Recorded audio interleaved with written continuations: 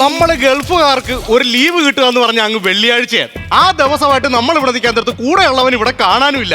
എടാ ജയോ, എന്താ എടാ ജയ, ഇങ്ങോട്ട് വാടാ. എന്താ കിടന്ന് ഇങ്ങനെ ബഹളം ഉണ്ടാക്കുന്നത്? എന്റെ ദൈവമേ, 24 മണിക്കൂറും ബാത്റൂമിനകത്ത് കയറി അങ്ങ് അടയിരിക്കുവാൻ. എടാ ഒന്നിങ്ങോട്ട് ഇറങ്ങി വാടാ. അണ്ണാ വന്നിരിക്കറ എടാ സൂപ്പർ പട്ടേ കലപ്പല. ആഹാ, വിജയുടെ ഡയലോഗ് അടിക്കാൻ പറ്റിയ സ്ഥലം തന്നെ. എടാ ഒന്ന് പെട്ടെന്ന് ഇറങ്ങി വരാൻ. അണ്ണ എന്തിനാ കിടന്ന് ബഹളം ഉണ്ടാക്കുന്നത്? I am waiting. കഷ്ടം തന്നെ. ഒന്ന് വാടേ വാടേ. എത്ര നേരമാണ് ബാത്റൂമിനകത്ത് കയറി ഇരിക്കാൻ തുടങ്ങിയിട്ട്? എന്റെ അണ്ണ ആകെ കിട്ടുന്ന ഒരു വെള്ളിയാഴ്ചയാണ്. ആ സമയത്തെങ്കിലും അതിനകത്തിരിക്കാൻ നിങ്ങൾ മനസമാധാനം തരൂല. എടാ നീ എന്തിനാണ് ഏത് നേരം അതിനകത്ത് കയറി ഇരിക്കുന്നത്? പിന്നെ ഞാൻ എന്തോ വേണമെന്ന് പറ. എടാ നിന്നോട് പറഞ്ഞിട്ട് ഒരു കാര്യമില്ല, ഒരു അനുസരണ ഇല്ലാത്തവനാണ്. ഒരു കാര്യം ഞാൻ പറയുവാണ്, എനിക്ക് ഇവിടെ ഇരിക്കുന്ന ഒരു പണി എന്നെ കൊണ്ട് ചെയ്യാൻ പറ്റത്തില്ല. ഇന്നലെ ഞാൻ ഉണ്ടാക്കി തന്നതിന്റെ നന്ദി പോലും നീ ഇവിടെ കാണിക്കുന്നില്ല. നന്ദിയുടെ കാശ് മാത്രം നിങ്ങൾ എന്റെ അടുത്ത് പറയല്ലേ. ഇന്നലെ നിങ്ങൾ യൂട്യൂബ് കണ്ടിട്ട് എന്തോ സാധനം ഉണ്ടാക്കി തന്നെ. എന്തോ പേര്? ചിക്കൻ പൊട്ടിത്തെറിച്ചത്. ചിക്കൻ പൊട്ടിത്തെറിച്ചത് എന്നെ കൊണ്ടൊന്നും പറയിക്കരുത്. വെള്ളിയാഴ്ച ആയിട്ട് ഇതാണ് പ്രശ്നം. നമ്മൾ എന്തെങ്കിലും ഉണ്ടാക്കി കൊടുത്തു കഴിഞ്ഞാൽ പിന്നെ അത് പ്രശ്നമാവും. എടാ ഒരു കാര്യം ഞാൻ പറയുക, ഇങ്ങനെയാണെങ്കിൽ ഒരു സാധനം നിനക്ക് ഉണ്ടാക്കി തരത്തില്ല. എടാ നിന്റെ കൂട്ടുകാരൻ ഇങ്ങോട്ട് വരുന്ന ദിവസമാണ്, നീയോ ഒരു ജോലി ചെയ്യുന്നില്ല. ഇനി ഞാൻ നിങ്ങൾക്ക് രണ്ടുപേർ കൂടി ഇവിടെ നിന്ന് ജോലി ചെയ്യണമെന്നാണ് പറയുന്നത്. എന്റെ കൂട്ടുകാരന്റെ വിസയുടെ കാര്യം നിങ്ങളല്ലേ റെഡിയാക്കിയത്? അത് ഞാൻ തന്നെയാ. ആ ജോലിയെല്ലാം ഓക്കെ അല്ലേ? അതുകൊണ്ടല്ലേ അവ ഇന്ന് ഇങ്ങോട്ട് വരുന്നത്. അതെ, നിങ്ങൾ ഞാൻ ഒന്നും ചെയ്യുന്നില്ല എന്ന് മാത്രം പറയരുത്. നിങ്ങൾ ലീവിന് പോകുമ്പോഴും ഞാൻ ഇവിടെയൊക്കെ ജോലി ചെയ്യാറുണ്ട്. പിന്നെ ഏതാണ്ട് കുറെ ജോലി ചെയ്തെന്ന്. എടാ നിന്റെ കൂട്ടുകാരനൊരിക്കലും പറയണം ഒരു കാര്യം, ഞാൻ ഇവിടുത്തെ അടുക്കളക്കാരനല്ല, അത് മനസ്സിലാക്കിക്കോണം. അണ്ണ എന്താണ് അങ്ങനെ സംസാരിക്കുന്നത്?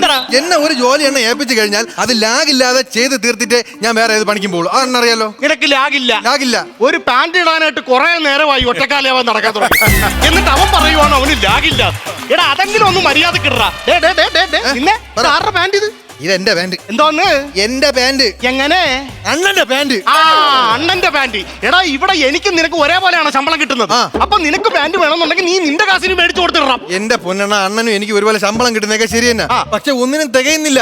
ഈ മാസം തന്നെ നാട്ടിൽ അയച്ചിട്ടില്ല.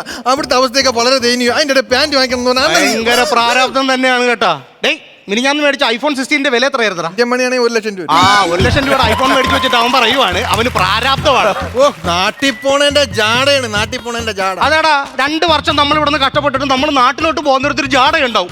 സംഭവം നമ്മൾ പ്രവാസികളാണെങ്കിലും നമ്മൾ നാട്ടിലോട്ട് എത്തിക്കഴിയാൻ നിർത്തി ആദ്യത്തെ 2 ആഴ്ച നമുക്ക് ഷാർജ ഷെയ്ക്കിന്റെ പവറാണ്. അത് കഴിഞ്ഞാൽ പിന്നെ ഈ ഷെയ്ക്കിനകത്ത് ഇടുന്ന പഴത്തിന്റെ തൊലിയില്ലേ, ആ അവസ്ഥയാണ്. ഒരുത്തരും വേണ്ട, ഒരുത്തരും നമ്മളെ മൈൻഡ് ചെയ്യത്തില്ല. അതെണ്ണം പറഞ്ഞ വളരെ ശരിയാ.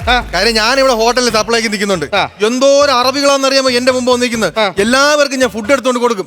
എന്റെ പ്രാരാബ്ദം പറയും. പക്ഷെ ഒരൊറ്റ അറബി പോലും 1 രൂപ എനിക്ക് ഇതുവരെ ടിപ്പ് തന്നിട്ടില്ല. നീ എന്തോ പ്രാരാബ്ദം അവരുടെ പറയുന്നത്? വീട്ടിലെ അവസ്ഥയൊക്കെ വളരെ മോശമാണ്. 2 പിള്ളേരെ വളർത്താൻ നിവർത്തിയില്ല എന്നൊക്കെ ഞാൻ പറയും. എടാ 10, 12, 13 പിള്ളേരുള്ള അറബികളുടെ ഇടയ്ക്ക് ചെന്നിട്ട് നിന്റെ 2 പിള്ളേരുടെ അവസ്ഥ പറഞ്ഞു അമ്മ എങ്ങനെ സഹായിക്കാനാണ്?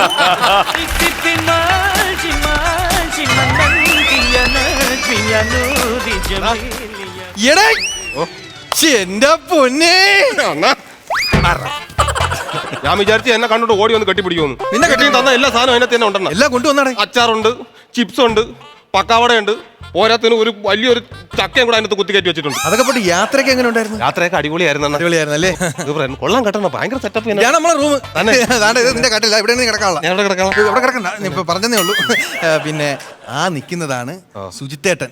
തലയ്ക്ക് മൂത്ത ആളാ. ചങ്ങലൊന്നും കണ്ടില്ല. തലയ്ക്ക് മൂത്ത എന്ന് പറഞ്ഞാൽ അതല്ല, ഇവിടുത്തെ സീനിയർ. ഇവിടുത്തെ ക്യാമ്പിലെ കാര്യങ്ങളെല്ലാം നോക്കുന്ന അണ്ണനാ. അണ്ണാ ഞാൻ മറ്റേ ആള്. കൂട്ടുകാരല്ലേ? നമസ്കാരം. എന്തായിരുന്നു പേരെന്തായിരുന്നു? കേമൻ. പിന്നെ ബിജു എന്നാണ് പേര്. കേമൻ എന്നാണ് വിളിക്കുന്നത് നമ്മുടെ നാട്ടിലൊക്കെ. എല്ലാ കാര്യത്തിലും ഓടി നിൽക്കുവാണ്. എനിക്ക് ഭയങ്കര കേമനാണ് എല്ലാത്തിലും കാര്യം. സ്ഥലം എവിടെയായിരുന്നു? സ്ഥലം എന്ന് പറഞ്ഞാൽ നാവായിക്കുളത്താണ്.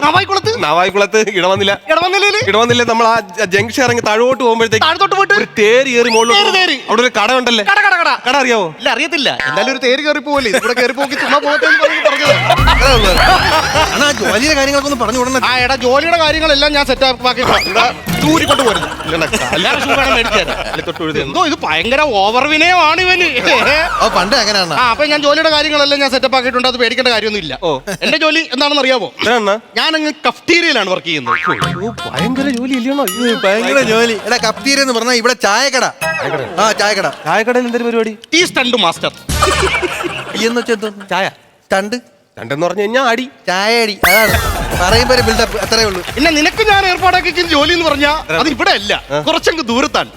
എവന്റെ ബോർഡറിലായിട്ട് വരും. ഏവന്റെ കൂടെ വേണമെങ്കിലും ഞാൻ പോകണം, ഒരു വിഷയമില്ല. അപ്പൊ ആരെന്ന് പറഞ്ഞാൽ അവന്റെ കൂടെ ഞാൻ വിളിച്ചോളാം, പുള്ളിയെ വിളിച്ചോളാം. അല്ല, ഈ വല്ലവന്റെ ബോർഡറിന്റെ കാര്യമല്ല പറഞ്ഞത്. ഈ യമൻ എന്ന് പറഞ്ഞുകൊണ്ട് ഒരു സ്ഥലമുണ്ട്, ഒരു രാജ്യമാണ്, അതിന്റെ ബോർഡറിലാണ്. സ്ഥലത്തിന്റെ ഒക്കെ പേരുകളില്ല. ഒരു സ്ഥലമാണ് മാന്തുക. ചൊറിയുന്നുണ്ടോ? അല്ല, മാന്തുക എന്ന് പറയുന്ന സ്ഥലം വേറെ നമ്മളവിടെ ഉണ്ട്. അല്ല, എങ്ങനെയുണ്ട് നാട്ടിലെന്തൊക്കെയായിട്ട് വിശേഷം? നാട്ടിലെ ഉത്സവം ഭയങ്കര ഉത്സവമില്ലേ? എന്നിട്ട് ഭയങ്കര ഉത്സവം, കെട്ടുകാഴ്ചയും കാര്യങ്ങളൊക്കെ അടിയൊക്കെ ആയി. ഉള്ളത് പറയല്ല, ഞാൻ ഇവൻ ഒരു നാട്ടുകാരനാണെങ്കിലും ഞങ്ങൾ അവിടുത്തെ ഉത്സവം അണ്ണൊന്ന് കൂടണം. ആണല്ലേ? ഗംഭീര ഉത്സവല്ലേ, ഭയങ്കര മെഗാ ഷോ, കെട്ടുകാഴ്ച, ഘോഷയാത്ര, ഭയങ്കര പരിപാടിയാണ്. പക്ഷെ എന്ത് ചെയ്യാ, ഇവിടെ വന്നതിന് ശേഷം കുറെ നാളെ അവിടുത്തെ ഉത്സവമൊക്കെ ഒന്ന് കൂടിയിട്ട് അടുത്ത വർഷം തൊട്ട് എവന്റെ അവസ്ഥയൊക്കെ അത് തന്നെ. അടുത്ത വർഷം തൊട്ട് എഴുന്നേറ്റ് ഞാൻ 2 വർഷം എന്നിട്ട് ഞാൻ പോകും, പൈസ ഒപ്പിച്ച് നേരെ നാട്ടിൽ പോകും. നാട്ടിൽ പോയി നല്ലൊരു പെങ്കൊച്ചിനെ കെട്ടണം, 2 പിള്ളേരൊക്കെ ആയിട്ട് അടിച്ചു പൊളിച്ച് അവിടെ അങ്ങ് ജീവിക്കണം. എന്തെങ്കിലും പണിയും കാര്യങ്ങളൊക്കെ അറിയാം, ഇവിടെ ഹെൽപ്പും കാര്യങ്ങളൊക്കെ എന്തെങ്കിലുമൊക്കെ ചെയ്യോ? പണിയൊക്കെ അറിയാം. സഹായിച്ചു എന്തെങ്കിലും ഉണ്ടെങ്കിൽ വന്ന് സഹായിക്കാം. അണ്ണ സഹായിച്ചു കൊടു. ഞങ്ങളെ ഇതെന്തിനാണ്? ഏതാ അത്? കോവക്ക. ഇതെന്തിനാണ്? അത് ബീൻസ്. പിന്നെ അതാണ്ട് ഇതെന്തിനാണ്? നീ വന്നടാ, 2 കൊല്ലം ഇവിടെ നിൽക്കണം, നല്ല സുന്ദരിയായ ഒരു പെണ്ണിനെ കെട്ടണം, 2 പിള്ളേരെ വേണം. വെണ്ടക്ക ഏതാ, കോവക്ക ഏതാ, തക്കാളി ഏതാന്നറിയാൻ മേലത്ത ഇവൻ ഇതൊന്നും നടക്കാൻ പോണ കേസല്ലേ. അവന്റെ പേരെന്തോന്നാ പറഞ്ഞ? ഏമൻ. ഏമൻ എന്നല്ല അവനെ വിളിക്കേണ്ടത്, പോഴൻ. അതാണ് കറക്റ്റ് പേരതാ. അത് അണ്ണൻ വെറുതെ പറയുന്നില്ല. ചുമ്മാ ഇൻസൾട്ട് ചെയ്യല്ലേ? നീ വന്നേ, വെറുതെ ഇൻസൾട്ട് ചെയ്യില്ല സുഹൃത്തെ. ഇൻസൾട്ടാണ് ഏറ്റവും വലിയ മുരളി. അല്ല, അങ്ങനെയല്ല, അത് ഞാൻ പറഞ്ഞു, അങ്ങനെ പറയാം. എന്നാൽ തെറ്റിന്ന് പറയില്ല. അടിയോ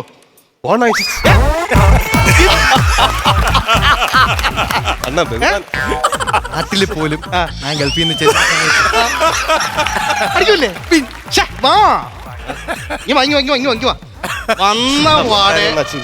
വന്നേടാ, വന്ന പാടെ ഒരു നിപ്പൻ. അതാണ് അതിന്റെ കണക്ക്. ഒരു നിപ്പൻ അടിച്ചാ പിന്നെ ടപ്പനെയാണ് കാര്യം, മനസ്സിലായോ? അടിച്ചോ. ഞാൻ നോക്കൂലേ ഇനി അതും അടി. യവനത്തെ പ്രോത്സാഹിപ്പിക്കരുതെന്നാണ്. ഓ, അത് താഴെ എഴുതി കാണിച്ചോളൂ, ഒരു പേടിക്കണ്ട. അടി അടി അടി അടി. എങ്ങനെയുണ്ട്? സെറ്റാണോ? അടിപൊളിയാണ്. അപ്പൊ ഞാനിവിടെ കാര്യങ്ങളെല്ലാം ചെയ്തോണ്ടിരിക്കുവാണ്. വല്ലതും വെച്ചുണ്ടാക്കാനൊക്കെ അറിയാവോ? പിന്നെ അറിയോ? അറിഞ്ഞൂടാ. എന്തെങ്കിലും ഒരു ചെറിയ ഐറ്റം എന്തുവാ? വെള്ളം ചൂടാക്കാൻ അറിയാം, പപ്പടം ചൂടാൻ അറിയാം, ചൂടായ വെള്ളത്തിൽ മുട്ട അവിച്ചെടുക്കാനും അറിയാം. ഒന്നും മലയാളികൾക്ക് അറിഞ്ഞൂടാ, എല്ലാം പുതുമയായിട്ടുള്ള കാര്യങ്ങളാ. ഇനി പറഞ്ഞുതരാം. വീട്ടിലെ വിളക്ക് എല്ലാ ദിവസവും രാത്രി 8:30 ഫ്ലവേഴ്സിൽ. മഹാലക്ഷ്മി എല്ലാ ദിവസവും രാത്രി 9 മണിക്ക് ഫ്ലവേഴ്സിൽ. ഫ്ലവേഴ്സ് ടിവിയുടെ സ്മാർട്ട് ഷോയിൽ പങ്കെടുക്കാൻ നിങ്ങളെ ക്ഷണിക്കുന്നു. ഉടൻ തന്നെ ഈ നമ്പറിലേക്ക് വിളിക്കുക 7593829838. ഫ്ലവേഴ്സ് സ്മാർട്ട് ഷോ ഉടൻ വരുന്നു ഫ്ലവേഴ്സ്.